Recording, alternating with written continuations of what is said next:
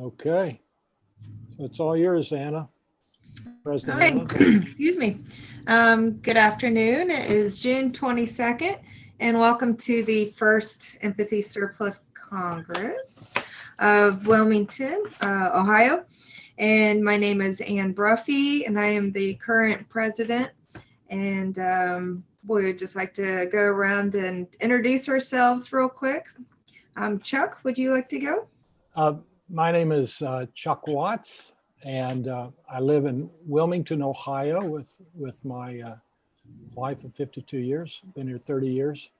I have one daughter, 6 grandkids, 5 of whom are African-American. Retired from Edward Jones and the Episcopal Church. So Anita? I'm Anita Lewis. I live near Bellbrook, Ohio, and I've been here in the middle of this Republican county for since 1977. I'm a retired nurse from the VA hospital system, and I am now totally immersed in WASH, water, sanitation, and hygiene, and work in Guyana with my dear, dear friend, Anna Bruffy. Anne? So yes, as an introduction, so my name is Anna Bruffy.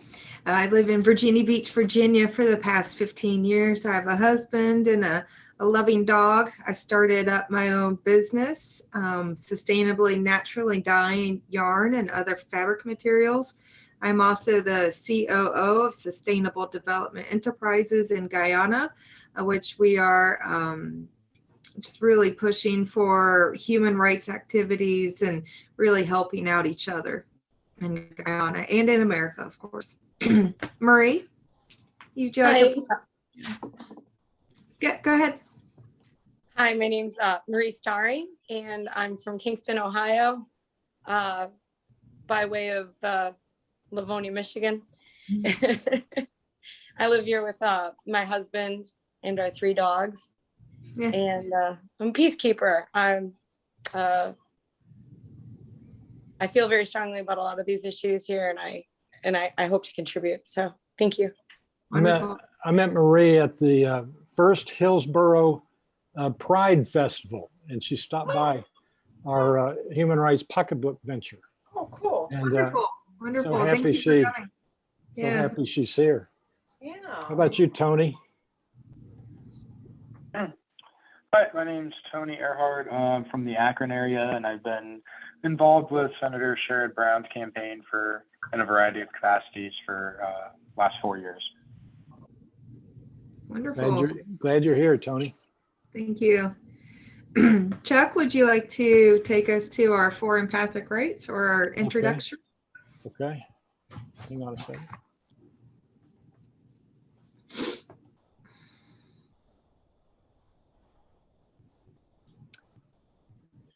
Okay, here we go.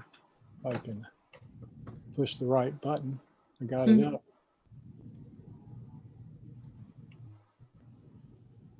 Okay, so our Empathy Surplus Congress is a community of practice. Every day we promote the idea of stronger Americans, progressive markets, better futures, effective government of, by, and for people, and mutual responsibility by practicing 4 empathic activities. We inwardly digest and use the latest brain insights of Dr. George Lakoff, from caring conversations to promote human rights, invest in weekly congressional hearings about how we apply Dr. Lakoff's insights to advance caring policy directions, implement caring policy directions through partnerships with ethical business, effective government task forces, and other caring society organizations, and invite others to join us and promote a politics of care. Wonderful, thank you. Would we like to share about how we have had our last week? Well, I could go first. Sunday, we went out north of Yellow Springs and for Dale to play in a band in the afternoon and evening with a group of friends he's known for over 30 years. And I was the only woman that showed up. So I had the woman of the house and me, we went out and talked about this and that. They have a very similar situation like we do here at our farm, developing different spaces so that people can come and have conversations that matter about things that are important to the community. She's just totally on board with everything that I laid out with her about the county. And she's an artist, and she used to teach art classes, and her husband used to teach ceramics at the Rose Garden. So I think that we're going to be able to partner. She's still within Greene County. So That's great. Yeah, she can be the north, the north spot for now, and I can be the south spot. So she is all aboard with us, but of course, her own individual person. So I'm still trying to get to know her. So how about you, Chuck? This past week, I've been mostly focused on sort of internal matters with the Empathy Surplus Project Foundation and the new information that we've been that our board has been discussing on chartering our congresses and LLCs and that kind of thing, as well as the website. So if you're we now have if you go to the website and scroll down to the footer in the middle column, if you want Empathy Surplus branded apparel, you can get it. Okay, cool. With our new we have a new page, Empathy Surplus Project apparel page, gear page, and you can buy. And give Sarah Hickman Designs a plug. She's the one that's doing it for us. So it's pretty cool. Yeah. Nice. So Anna, I'm trying to check it out. Oh yeah, okay. Oh, that's great. So Saturday night I had a couple fellow new friends come over, and one of them is actually a guidance counselor for elementary school. And so before she left, I cornered her and I gave her one of our little blue books and a couple brochures. And I asked her, of course, if she would be interested.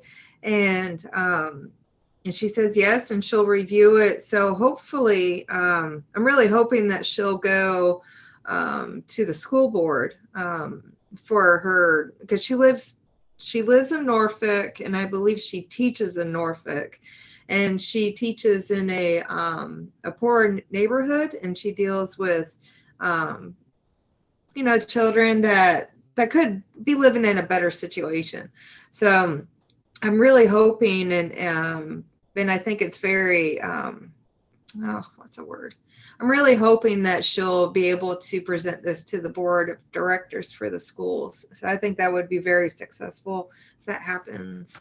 So let me touch bases with her. She's a very sweet woman. Her name's Brooke. So this part of the process, Marie and Tony, we're just reflecting on the empathic activities. How would we apply those empathic activities to our past week? How did we partner around those four empathic activities? How did we invite others? And so if you've got anything you want to share, feel free, and if you don't, that's fine too. It could be anything, a reflection on inviting people, or just even talking about human rights and empathy in general. That's really what you could talk about, just anything, or you could pass. Marie here. I had some lovely conversations with a few young people in my neighborhood that are in their early 20s and are college students this week about human rights. And it was interesting. Some things I was speaking and it was almost like, when we're trying to have a barbecue here, why, you know? Yeah.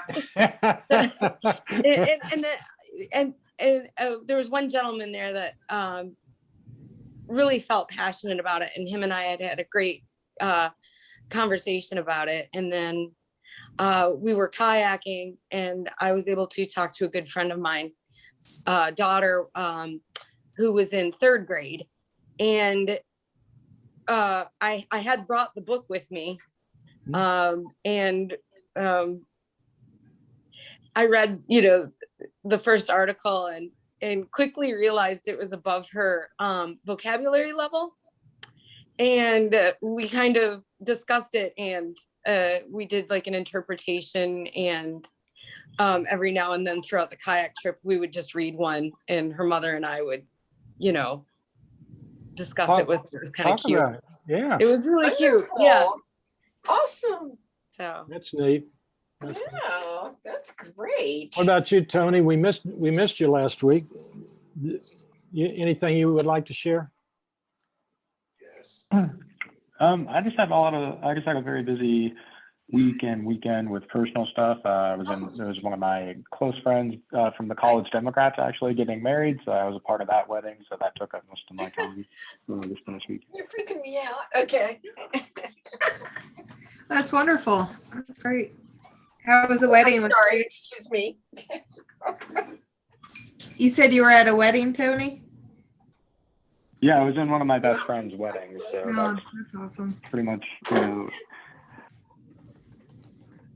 Excuse me, everybody. Dale just came home from basketball and I didn't hear him and just freaked me out. And then I had something fell on my foot. That's why I screamed. I'm sorry.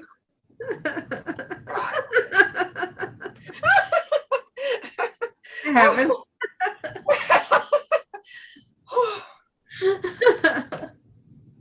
So, Tony, did you by any chance have you gotten your book yet? Your politics? I mean, your brain's politics? No, Kimberly said she was going to send over it to me, but she has yet to do so. Did I send you I've got a PDF of the chapter that we're working on. Did I send that to you? I think so. I can pull that up. Okay, so we're gonna read it anyway because it's not very long. mine is actually coming in the mail like anytime now, or Really? like, yeah, via Amazon. So Wow. if the dogs start barking, it might be them, huh? with the book. That's cool. So I'm going to be Elizabeth. Who wants to be George? And we're on 8.4, is that correct? 8.4 on this. Yeah. If you're in the book, it's 110. Yeah. So But we're on you. we really like this book. It's both of the authors are cognitive scientists, and Elizabeth is interviewing Elizabeth Whaling. Dr. Whaling is interviewing Dr. Lakoff. They're having this back and forth on these different subjects. And this section is 8.4, the never-ending semantic battle, contested concepts. British social scientist Walter Bryce Galley first studied essentially contested concepts in 1956. He noticed that abstract ideas such as democracy have a core meaning, a semantic skeleton, if you will, But beyond that, they are highly contested. People, Galley found, interpret these concepts in very different ways. Who's George? I can be George. Okay. And over the last decades, cognitive science has looked a bit more into this. And we now have a pretty good idea of how contested concepts work. Every contested concept has a central meaning, which all people agree upon. This is an uncontested semantic skeleton of the word or idea. This skeleton dictates a certain structure for the idea, and this central structure remains stable no matter what conceptual templates an individual brings to the table. But it's really just a skeletal structure we're talking about, and our individual cognitive apparatus must complete the structure. The empty semantics slots have to be filled in, and when we fill them in based on our beliefs about the world, our values, and our ideals, freedom is essentially contested in this way, and people fill in the empty slots in its semantic structure in very different ways. People in America and elsewhere have different beliefs, values, and ideals, and therefore contested the freedom can leave with entirely different or even contradictory meanings of the word. But people still concur on the central meaning of the word freedom. Yes, and at the very inner core, the concept of freedom means that the same thing to people. Physical freedom, for instance, is the ability to move freely, and part of the idea's uncontested core. In this case, every concept should be essentially contested, not just abstract ideas such as freedom, fairness, or democracy. We always interpret ideas beyond their central meaning based on our knowledge and beliefs. I'm so sorry, excuse me. Well, Galley's notion of essential contested concepts only referred to highly abstract ideas, such as ones we discussed. But the more we study contested concepts, the more evidence that there seems to be ideas are always, in one way or another, in different degrees, contested. Let me give you an example. When I first started thinking about essentially contested concepts, I asked myself, okay, what about a chair? I thought about furniture store in San Francisco that I had been to several times. In that store, they were a bunch of objects that the store owner called chairs. Well, not in 100 years would I have called some of these objects chairs if it hadn't been for the context, if they hadn't been offered to me as chairs. They would simply never have been chairs to me. My reality would have remained chairless. Well, I'm sure that many furniture designers would have recognized this future pieces of chairs right away. Because they have different knowledge, beliefs, and values when it comes to chairs. And so they extend the semantic skeleton of the chair concept differently. Or let's take another example. Until this day, my wife and I disagree over how many rooms are in the house. There's space in the house that my wife thinks is a room, and I don't.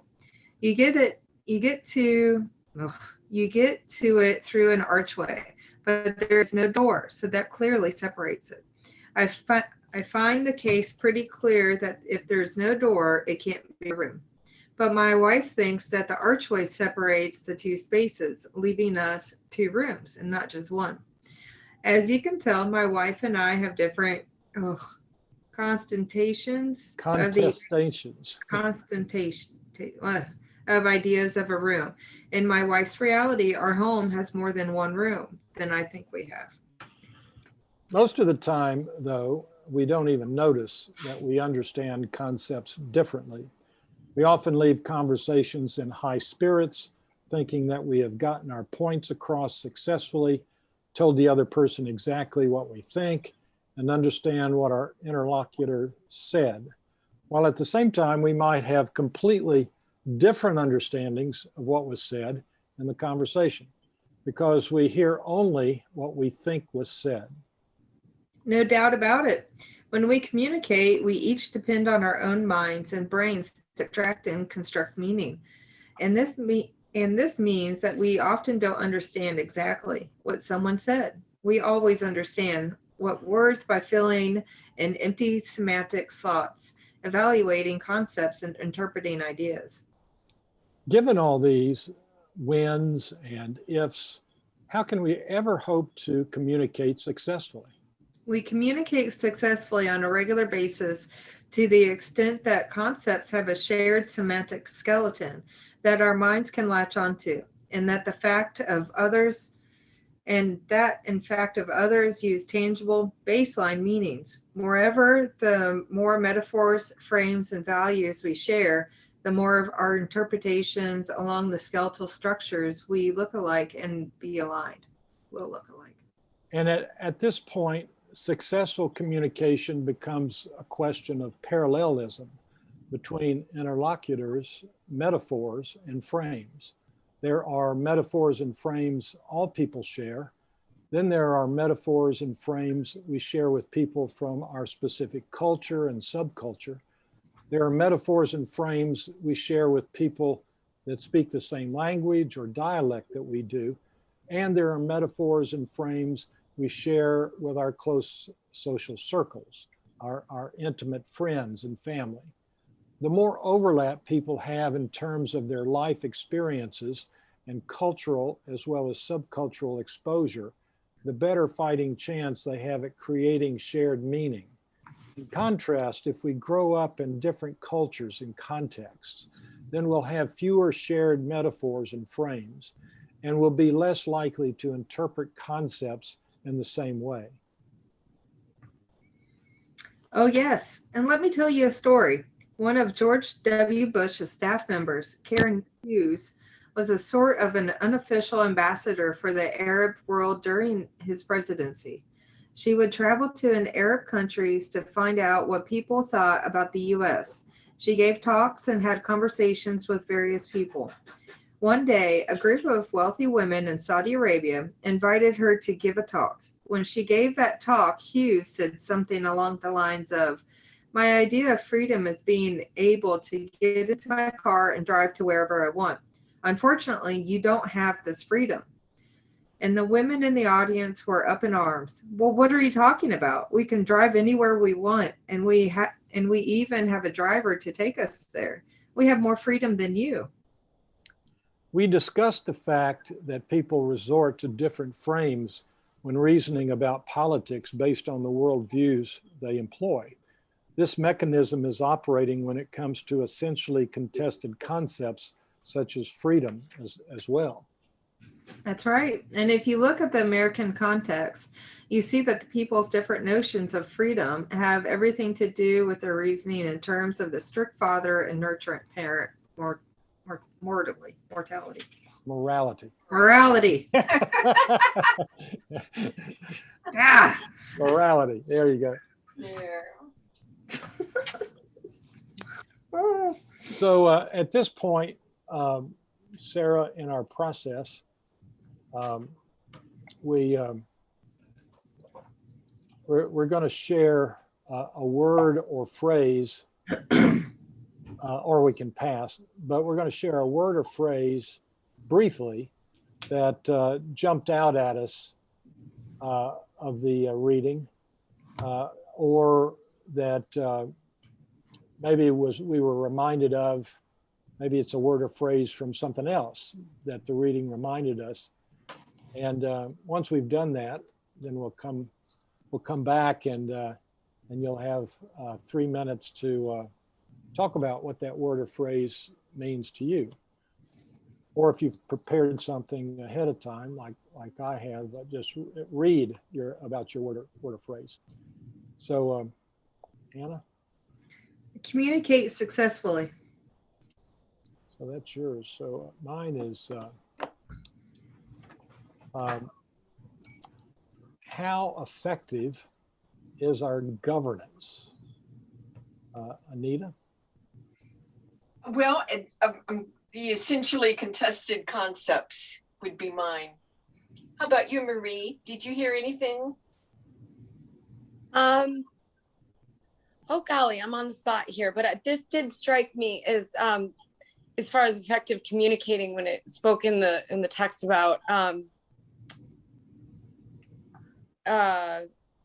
walking away from a conversation thinking that you had effectively gotten your point across when that might not have been the case. So like just your personal reality or what have you on or perception. You can unpack that here in a minute. That's good. Yeah. Yeah.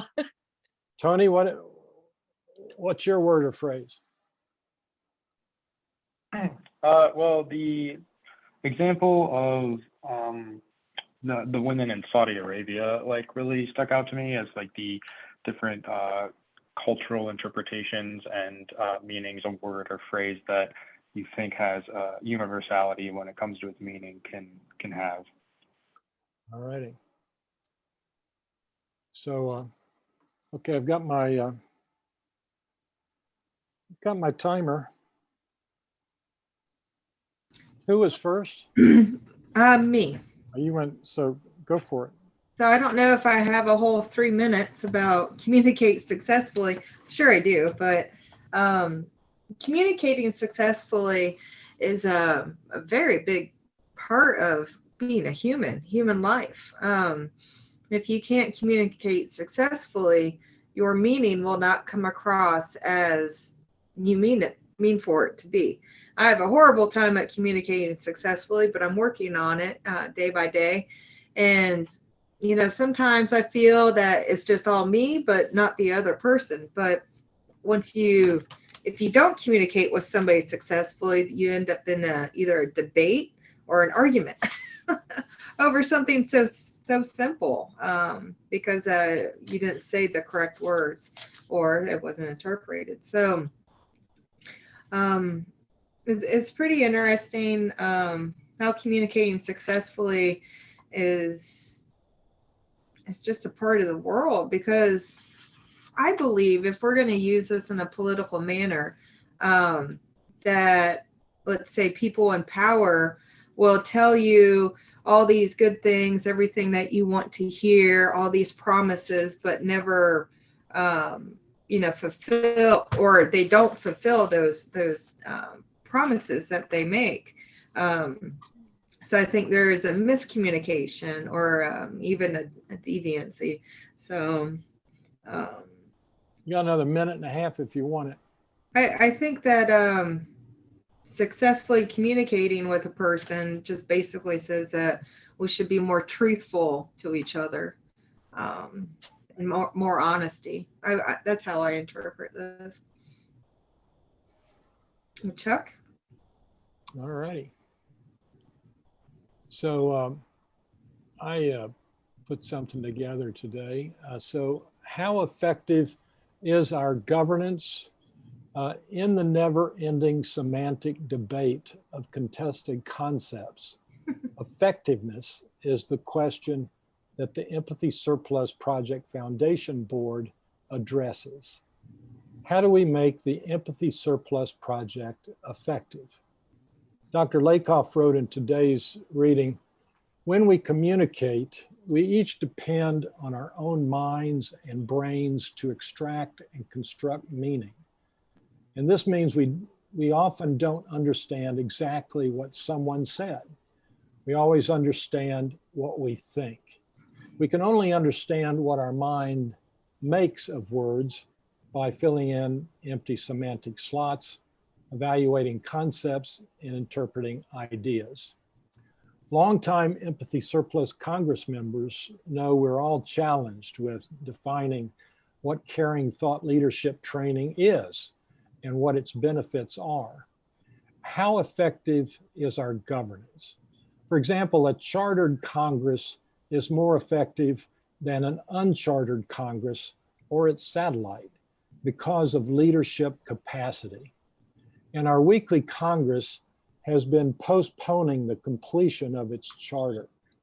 Consequently, our Congress has no EIN designation or a bank account or income. We've all completed our minimum membership credential steps, or maybe we're a guest who has 6 weeks to complete those steps. Nevertheless, to complete the chartering process, our Congress needs more officers. Anna serves as our president facilitator. Greg serves as our ambassador, president-elect. I serve as the Human Rights Pocketbook Director. But the Congress doesn't have a CFO, a chief financial officer, who is treasurer. And since we have no charter or treasurer, we have mostly avoided conversations of what would the Congress do if we had an income? How would our Congress promote the things we say we promote if we had an income?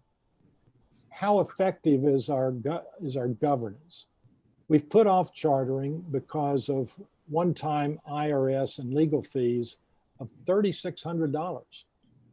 Now our attorneys are telling us that we have a charter option with a one-time IRS and legal fees of $700. So I've introduced amendment language to Anita and Miriam and Greg, who are on the Empathy Surplus Project Foundation Board, which is separate from this Congress. And as the board engages each other, I'm encouraging them to copy non-board members for their input. So Anita?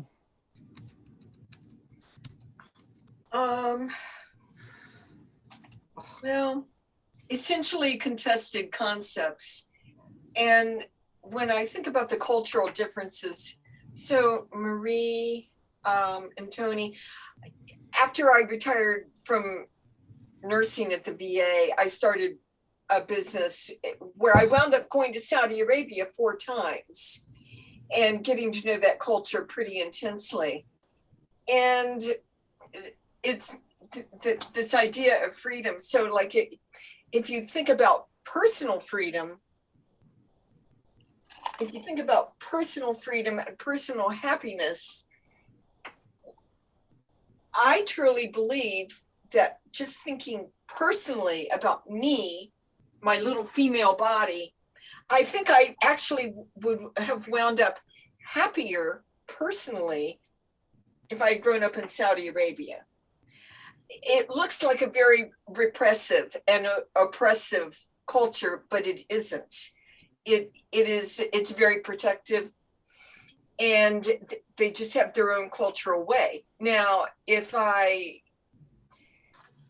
think about my public life and how I want to work in my community, and if I see something that needs to be changed, can I work toward it?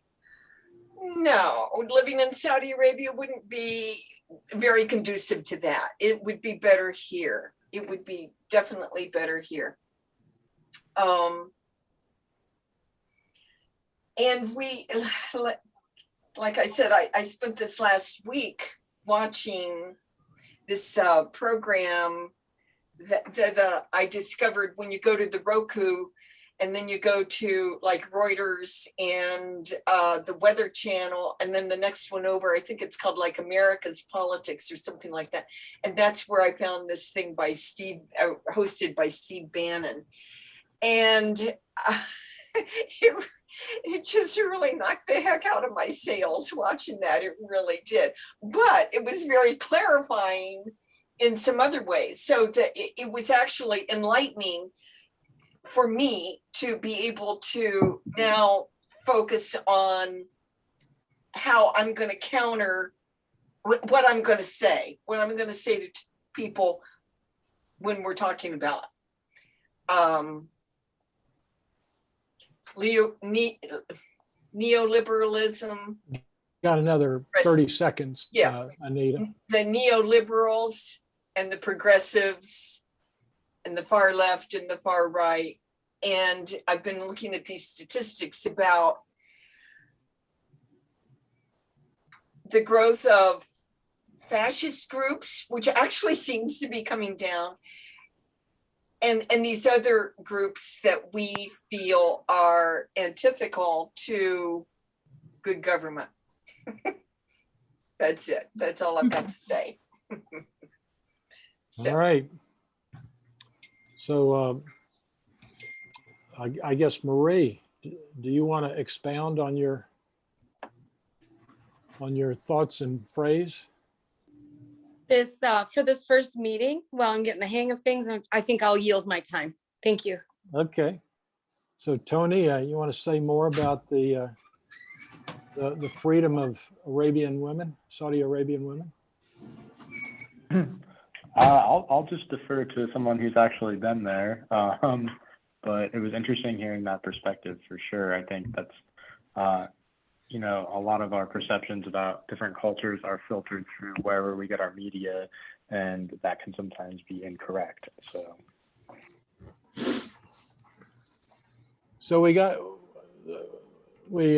a bunch of time to chat for chatting about this and what we've said before we end. I'm as I was listening to you, Anita, I'm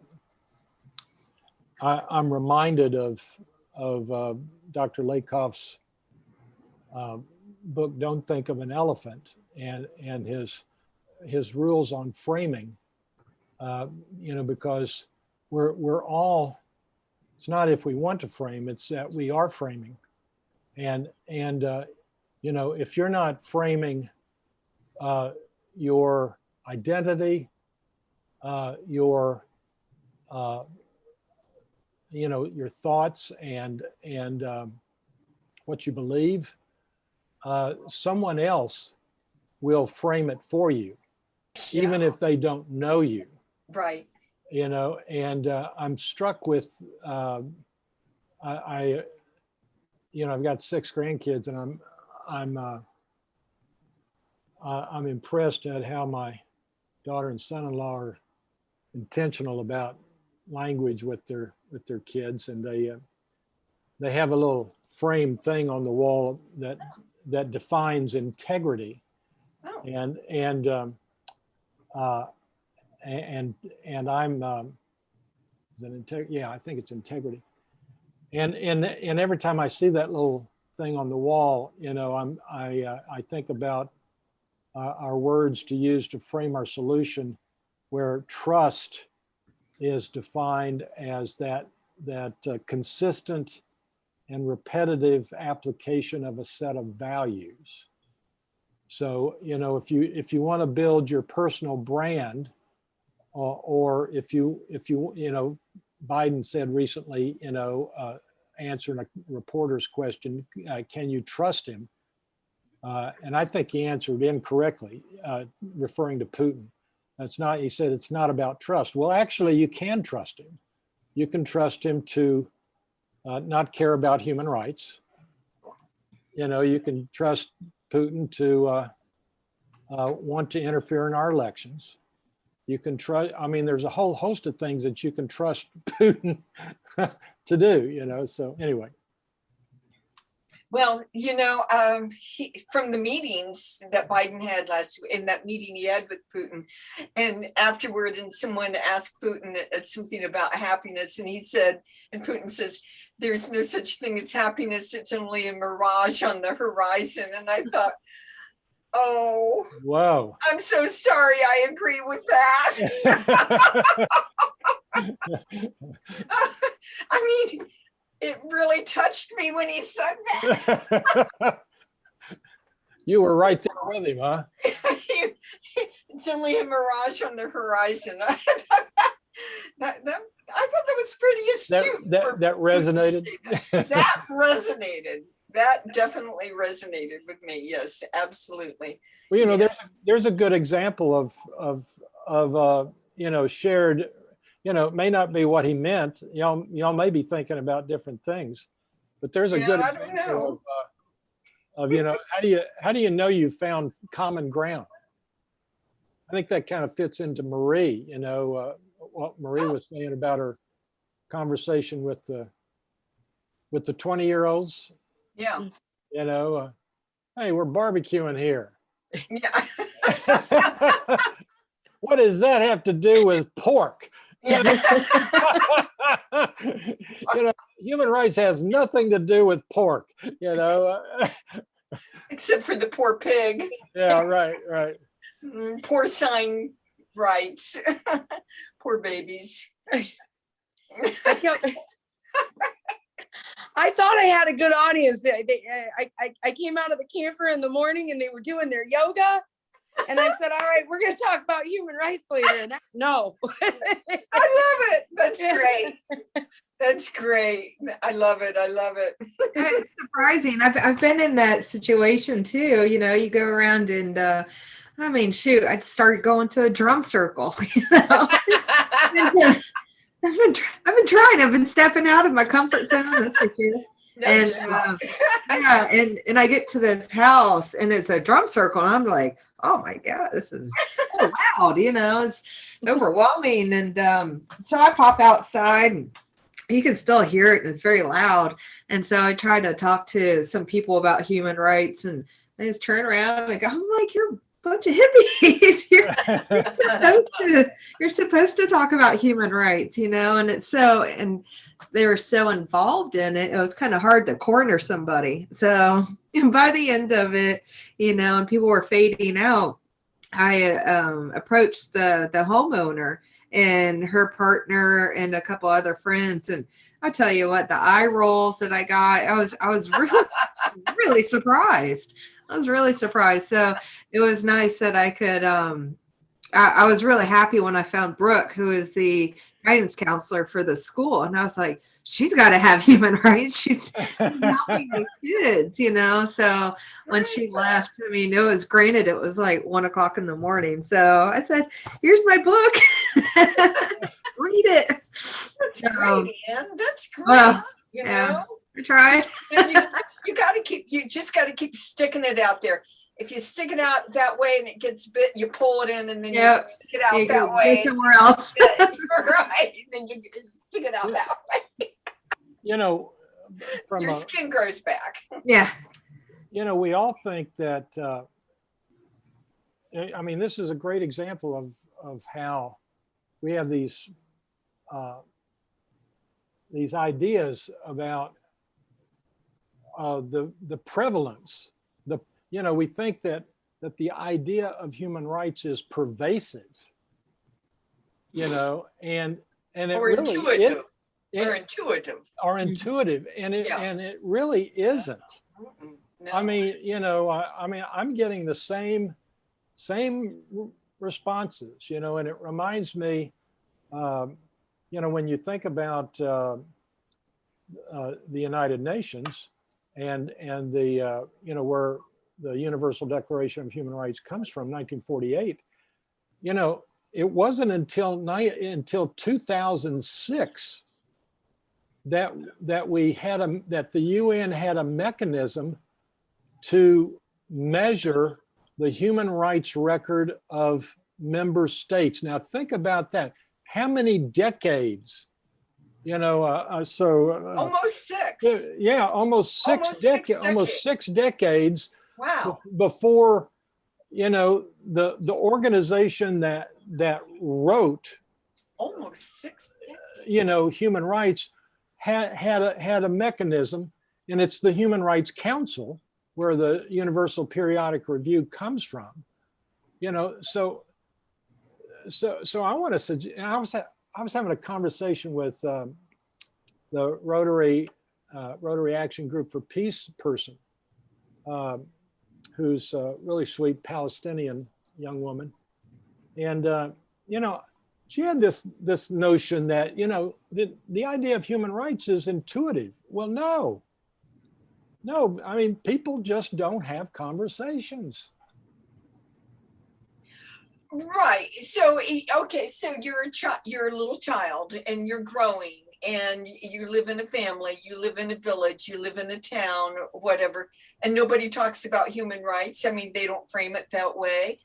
How would you know? How would you know? How exactly would you know? How would you know? which is why, why the UNICEF advisor for our human rights pocketbook venture says, kindergarten, you got to get it into the kindergarten. That's amazing. She said, you have to get it into kindergarten. And I said, well, they can't even read. Right, right. And she says, but you could read to them. She says, exactly. You have to have, that means that they're going to have a conversation with their parents. Whoever their guardian is, is going to, that's why you get it in there, so you can have that adult-child conversation. Well, yeah, but right. So even if you have two adults, two parents, two uncles, whatever, talking about it, hopefully talking in the right way, and children are overhearing it, they're like, to me, children are like dolphins swimming in the ocean, they come up for air. And so, so if I'm having an adult conversation, I see the little children around me, like coming up, and catching an idea, maybe catching a new word, catching an idea, and then they're going back into their childhood thing again, but they come up into our world, yeah, our shared reality, yeah, right. And that's how they learn. So they've got to be hearing it. So yeah, reading to them, just to sit and read it. Actually, if children love to be read to, even if they don't understand it, they love it when you're reading to them. Even if they don't understand it, they love it. So I think the UNICEF lady is right. Yeah, she's right on. There's plenty of research that says, for example, I was listening to NPR in Ohio this past week, and they're talking about childcare. Legislating more funds for childcare and preschool and all that. And there's plenty of research that shows, in families where you've got college educated families who where the parents like to read, where there's that by the time you get to kindergarten and first grade, those kids, because they physically heard the words, have, millions more words and million more brain cells than the kids who don't get that. And there are so many parents who are just exhausted when they get home. And you get home. Even if they know, even if they could be much better. Yes. They're too tired. That's exactly right. They don't have time. Which is why the whole concept of infrastructure, the progressive concept of infrastructure being more than a bridge. Yeah. Infrastructure has to be the electoral system because it is. The electoral system infrastructure was attacked by a foreign government, which is an act of war. And you rarely hear it being described as an act of war because it attacked our infrastructure. Mm-hmm. And we're talking about the infrastructure bill now, and spending money on childcare, child poverty, all of those things that conservatives do not want to define as infrastructure. This is a great example. This kind of stuff, having a conversation, and the systems to do it, that's infrastructure. The systems to do it. And because the Empathy Surplus Project is beginning to do it, is just a real good example of there's no infrastructure. Right, right. You know what? I mean, Right. if a 501c3 has to do it, we have a failure of our republic, Yeah, a yeah, failure of progressivism. yeah. So when I was watching all of this stuff with Steve Bannon, no, then I was reading something, their point of view, and they were so against the Green New Deal. They were saying it would cost, $5 trillion. It would be 25% of the GDP to only lower the global temperature, less than 1 degree. Well, we're not talking about lowering the temperature less than 1 degree. We're trying to prevent it from climbing 3.5 degrees Celsius. But they're focusing, but they're using the words that. That's right. That's right. And of course it makes sense. So when you read that, then of course, if you don't know any better, it makes sense. So David Fenton, it has that new frame on climate, and our fourth edition of this, which is in process. Let me pull that up real quick for you. Oh, good, right. So it's going to be printed later this year.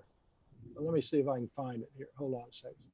Right. So we can still get our ads in, right? Yes, if you want to change an ad. Yeah. So, okay, here it is. So let me pull this up. But I want to, we put his climate language on the back of it. David Fenton. Yeah, his climate language on the back of this cover. So Great. here's, so here it is. So let me just go to the back cover. And David Fenton owns one of the few progressives that own a media, an advertising company, the Fenton Group, I think. And okay, so all right, so this is what it's currently going to look like, unless it changes. So we have our new logo, and then declare human rights climate emergency. And there's our website. But here's the line. This is David, a little bit of our language, but a lot of David's. 99% of climate scientists agree that our climate crisis is a threat multiplier to the human right to peace. They agree that humans are heating our planet with a carbon pollution blanket that threatens our human rights to health, safety, and prosperity. This carbon pollution blanket melts Arctic ice, raises sea levels, floods homes, causes droughts, and strengthens killer storms. The carbon pollution blanket traps heat equivalent to exploding 500,000 Hiroshima-sized atomic bombs every day. The pandemic has taught us that we must strengthen our care for each other and listen to our scientists and strengthen our public health and safety infrastructure. We can create a caring circular economy that eliminates carbon pollution from fossil fuel use to protect our health, homes, and families. Scientists warn that inaction is deadly. We must act now to create a caring circular economy and make polluters pay to remove the carbon pollution blanket. Switching to clean, eternal energy saves money and produces clean jobs forever. Caring citizens want clean cars and transit for all that don't cause asthma and stronger storms. We want to heat our homes, not our planet, and to save money doing it. Click the QR code to help expand human rights education for climate survival. I'm forgetting now what that I'm just going to go there, see what I did with that Q.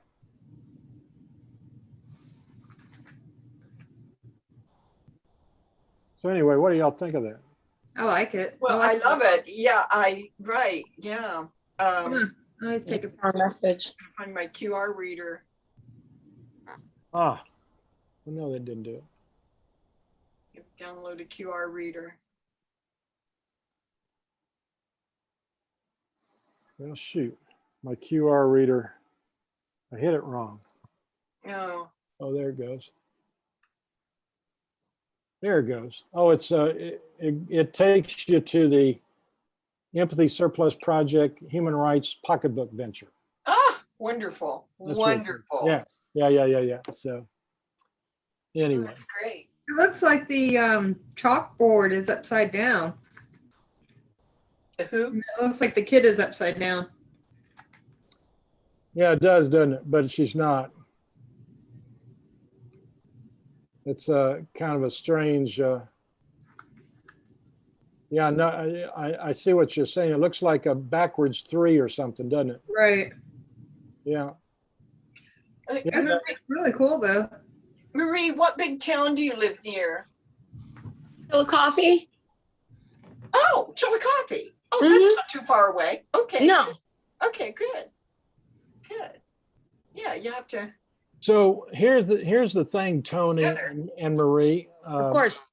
You know, when you decide to join us for good, you know, part of the reason we're, you know, if we had tried to do this 20 years ago before Zoom, it'd really be impossible because we don't have, as you already know, we don't have enough people who, you know, in a compact place that want to talk about human rights or how to apply, you know, the, the latest insights of the brain to those things. And we really need that, you know. You know, conservatives are way ahead of us. You know, they've got lots of forum groups and things like that that are local. But what I was going to mention was, you know, as we get rid of COVID, as it gets safer, you know, and if it's possible, we can invite people to our particular areas. You know, maybe you've got a public place. You know, at one time we thought, you know, libraries would be a good place to gather. You know, and so if you're trying to recruit people and you want to be in a public place and you still want to Zoom with us because you're not up to 6 to get your, you know, to charter a Congress, you know, it's not unusual for 2 or 3 people to be at a Zoom meeting, you know. So, for example, Anita used to have 2 or 3 people, you know, in Bellbrook. Yeah, right. You know, I used to have a couple, 3 people here, so, you know, when it gets safe to gather again, you know, we'll be able to do that. Right. Well, what a great meeting. Tony, I'm so glad you joined us again. And Marie, it's so good to meet you. Thank you. So next week, Thanks, Tony Tony. may join the satellite on Thursday. And that's at 9:45. 9:45. Anybody's, I mean, if you want to participate, let me know. I'll make sure you're on. I do. Yeah, send me a link.